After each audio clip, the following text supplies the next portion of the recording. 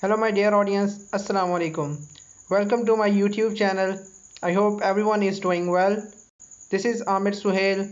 lecturer, Commerce, University of Sargodha. Today's video we will discuss about a very important HR topic which is relevant to health and safety. इस video में हम लोग HR के सबसे important context है उसको discuss करने जा रहे हैं जो रेलेवेंट है एम्प्लॉयज़ की सेफ्टी के और एम्प्लॉयज़ की सिक्योरिटी के और उनकी हेल्थ के रेलेवेंट। किस तरह एक HR मैनेजर का क्या रोल हो सकता है कि एम्प्लॉयज़ के जो हेल्थ एंड सेफ्टी है उन मामलात में क्या रोल प्ले कर सकता है HR, इसको हम लोग समझने की कोशिश करेंगे। और एक एक्ट जो है ऑस्लो एक्ट जो है अमेरिकन जो कि रेलेवेंट है हेल्थ एंड सिक्योरिटी के हेल्थ एंड सेफ्टी के एम्प्लॉयज़ की, उसके बारे में बात करेंगे। जब हम लोग बात करते हैं, थोड़ा सा अगर बैकग्राउंड डिस्कस करें तो हेल्थ एंड सेफ्टी एक इम्पॉर्टेंट टास्क है जो परफॉर्म करता है HR मैनेजर या HR टीम, क्योंकि within the organisation employees को डिफरेंट, अगर वो प्रोडक्शन यूनिट में है तो उनको सबसे ज़्यादा इश्यूज़ फेस करना पड़ते हैं, उनको डिसेबिलिटी फेस करना पड़ती है। Some time machinery, heavy machinery work हो रही होती है, वहाँ पर डिफरेंट जो है वो एक्सीडेंट्स हो सकते हैं, जो है उनका डेथ्स भी हो सकती हैं। जो प्रोडक्शन एरिया है जहाँ पर एक्चुअल में काम हो रहा है वहाँ पर ये डिसेबिलिटीज़, ये चीज़ें बहुत ज़्यादा होती हैं, वहाँ पर ज़्यादा कंसंट्रेशन करने की ज़रूरत है। इसके अलावा भी जो हेल्थ एंड सेफ्टी है और हर लेवलों पर एम्प्लॉयज़ की, चाहे वो टॉप लेवल मैनेजमेंट हो, मिडल हो, लोअर लेवल मैनेजमेंट हो, सब के लिए एम्प्लॉयज़ के लिए जो हेल्थ एंड सेफ्टी के मेजर्स हैं वो लेना ज़रूरी है। तो role of human resource management is to ensure that physical working condition meet adequate standards. हम लोग जिस तरह हर एक चीज़ के, हर एक ऑर्गेनाइजेशंस जो हैं वो कुछ स्टैंडर्ड्स फॉलो करती हैं, जैसे अकाउंटिंग की प्रैक्टिसेस के लिए कि किस तरह से उन्होंने वो इंटरनेशनल फाइनेंशियल रिपोर्टिंग स्टैंडर्ड्स को फॉलो करती हैं कि किस तरह फाइनेंशियल स्टेटमेंट्स बनानी है। इस तरह कुछ ऐसे स्टैंडर्ड्स होने चाहिए जो कि हर ऑर्गेनाइजेशन फॉलो करे, ताकि अपने जो एम्प्लॉयज़ की सेफ्टी एंड सिक्योरिटी और उसकी हेल्थ है उस पर कोई कंप्रोमाइज़ ना हो सके। तो HR मैनेजमेंट इस बात को इंश्योर करता है कि जो स्टैंडर्ड्स जो कंपनी अडॉप्ट कर रही है उसको जो है वो अच्छे तरीके से मीटअप किया जा सके। Then meet adequate standards for prevention of health and safety hazard at work place. जितने भी हैज़र्ड्स हैं, जितनी भी डिफ़िकल्टीज़ हैं जो कि फेस करना पड़ती हैं रेलेवेंट टू हेल्थ या सेफ्टी के रेलेवेंट ऑर्गेनाइजेशन को, वो जो है role of human resource management का जो है रोल है कि उसको प्रिवेंट कर सके। एक एक्ट आया OSHA जो कि अमेरिकन एक्ट है बेसिकली, जिसका बेसिक पर्पस क्या है कि सेफ्टी और हेल्थ के जो स्टैंडर्ड्स हैं, जो अमेरिकन वुमेन्स एंड मेंस जो हैं वो काम कर रहे हैं डिफरेंट ऑर्गेनाइजेशंस में, उनको उनकी जो हेल्थ एंड सिक्योरिटी है उसको इंश्योर आउट करने के लिए और स्टैंडर्ड्स को फॉलो आउट करने के लिए, उनको ट्रेनिंग प्रोवाइड करने के लिए, ठीक है, उनको एजुकेशन प्रोवाइड करने के लिए, उनकी पार्टनरशिप के लिए, ठीक है, और डिफरेंट जो है वो कॉन्सेप्चुअल प्रोसेस की इम्प्रूवमेंट के लिए और वर्क प्लेस की सेफ्टी एंड सिक्योरिटी के लिए एक एक्ट बनाया गया, जिसका पर्पस जो है वो स्टैंडर्ड्स को फॉलो करना था। कुछ स्टैंडर्ड्स बनाए गए और साथ में अपनी जो एम्प्लॉयज़ हैं उनकी सिक्योरिटी को इंश्योर आउट करना था। ये जो एक्ट बना था ये occupational safety and health act OSHA के नाम से बना। इसकी कुछ प्रायोरिटीज़ थी इंस्पेक्शंस की। ये बेसिकली इंस्पेक्शन करते हैं कि क्या ऑर्गेनाइजेशन में एडिक्वेट हेल्थ एंड सिक्योरिटी के जो स्टैंडर्ड्स हैं उनको फॉलो किया जा रहा है कि नहीं किया जा रहा। 5 जो है वो मेजर चीज़ें थी, प्रायोरिटी लिस्ट थी जिसको वो फॉलो किया जाता है। First the imminent danger exposed electric wire dangerous fumes dust gases that can cause death,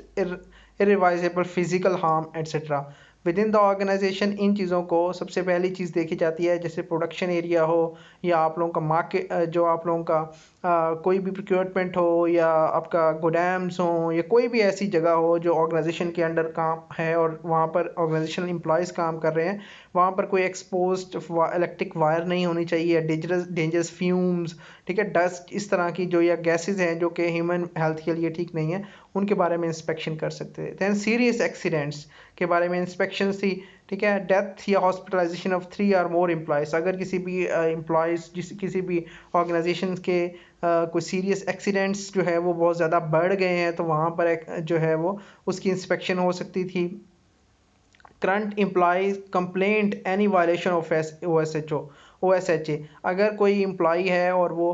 complain करता है कि जो एम्प्लॉय OSHO स्टैंडर्ड हैं, ऑक्यूपेशनल सेफ्टी एंड हेल्थ जो एक्ट है उसको फॉलो अप नहीं किया जा रहा, तो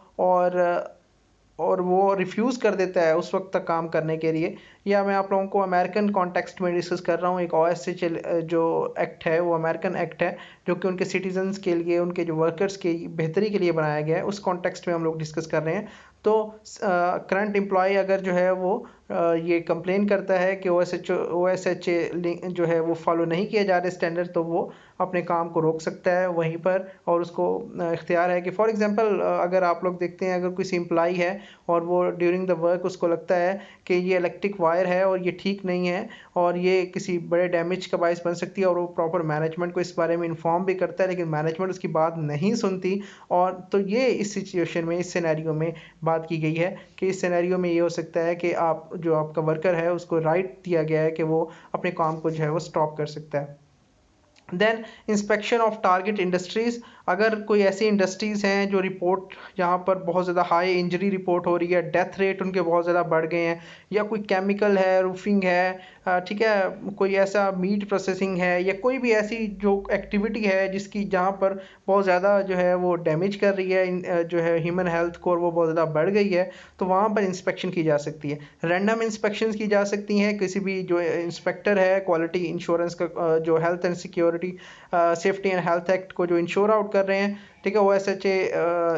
जो इंस्पेक्टर है वो किसी भी रैंडमली भी किसी भी कंपनी में जाकर उसको इंस्पेक्ट आउट कर सकता है। Then assisting employer to develop a safer and healthier work place, यहाँ पर 4 पार्ट प्रोग्राम एक स्टार्ट किया गया जिसमें था कि किस तरह से ऑर्गेनाइजेशन के अंदर एक हेल्थियर इन्वायरमेंट क्रिएट किया जाए जो कि हेल्थ एंड सेफ्टी के जो मेजर्स हैं उनको एक्चुअली में इम्प्लीमेंट किया जा सके, और जो एम्प्लॉयज़ हैं उनकी हेल्थ एंड सिक्योरिटी जो सेफ्टी है उसको प्रायोरिटाइज किया जा सके। तो ये 4 पार्ट प्रोग्राम एक इंट्रोड्यूस करवाया गया जिसमें जो कुछ इंपॉर्टेंट पॉइंट्स हैं उस पहला पॉइंट है management commitment and employees involvement. इस सारे काम में मैनेजमेंट की कमिटमेंट और एम्प्लॉयज़ इन्वॉल्वमेंट, इसको हम लोग फर्दर डिस्कस करते हैं। देन वर्क साइट एनालिसिस था, then hazard prevention and control, and the fourth one is training for employees, supervisors and manager. Let's discuss this point one by one. First point is management commitment and employees involvement. ये बहुत ज़रूरी है कि अगर एक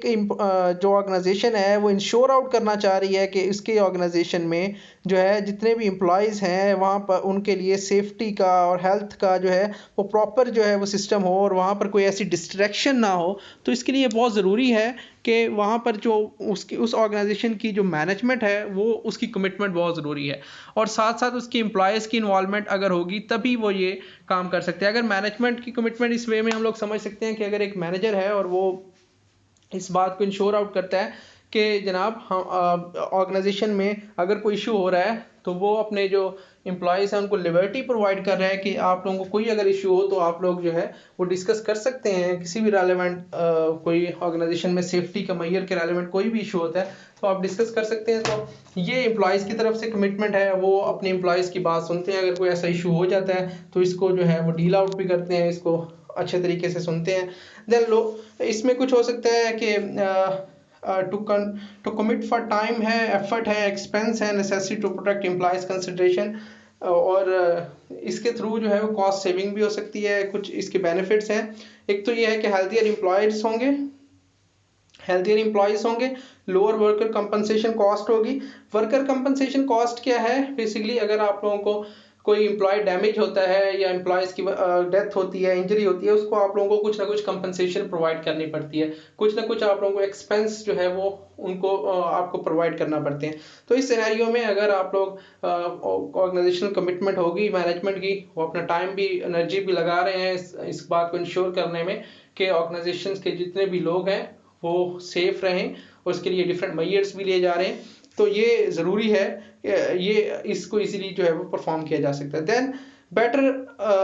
then reduce medical expenses, definitely medical expenses reduce हो जाएंगे इसके थ्रू। बेटर क्वालिटी प्रोडक्ट्स बन सकती हैं जब इन्वायरमेंट अच्छा है, जब लोगों को ये अपनी सेफ्टी का पता है तो वो ज़्यादा अच्छे तरीके से काम करेंगे और आप लोगों की जो प्रोडक्ट क्वालिटी है उसको बेहतरीन तरीके से परफॉर्म कर सकते हैं। क्योंकि जितने भी अगर मशीनरी में अगर इन टाइम जितने भी प्रॉब्लम्स हैं वो डायग्नोस हो जाए तो इसको ईजिली हल किया जा सकता है। Then increase productivity and morale, definitely बढ़ सकता है। And better labour and management relationship, जो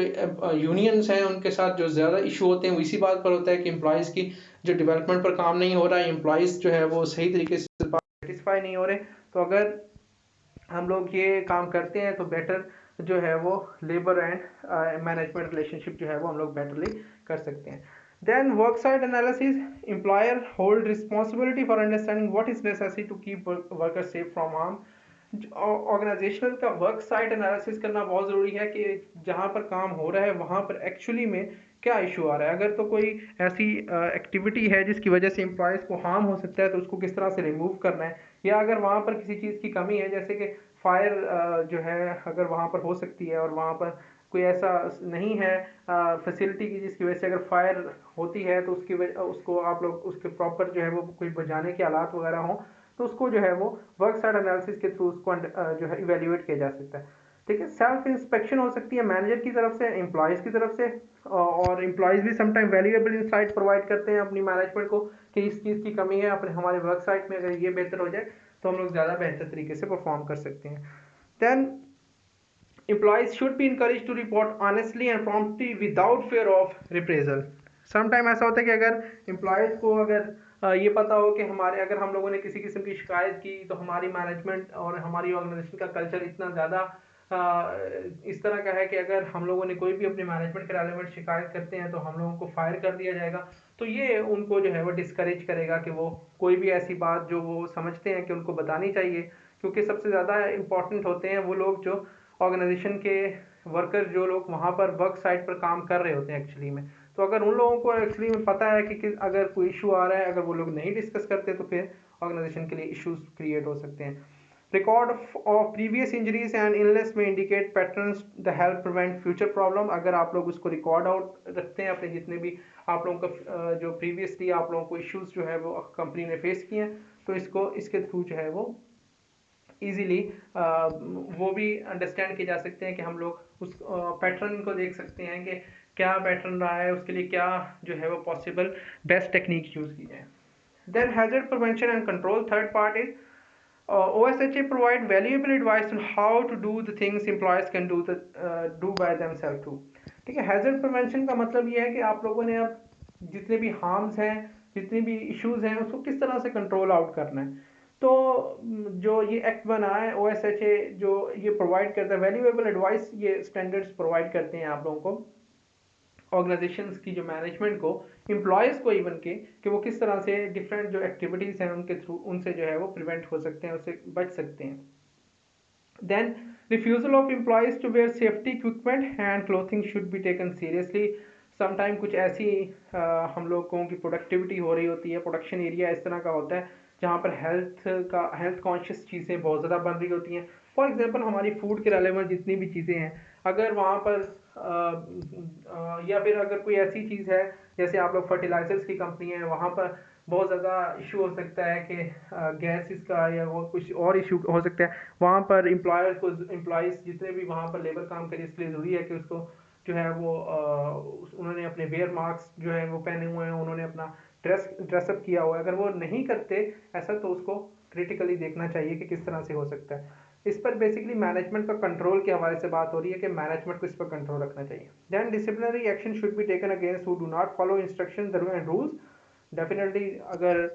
कोई रूल एंड रेगुलेशंस को फॉलो अप नहीं कर रहा तो उसके खिलाफ जो है वो डिसिप्लिनरी एक्शन होना चाहिए। Then plan should be in place to control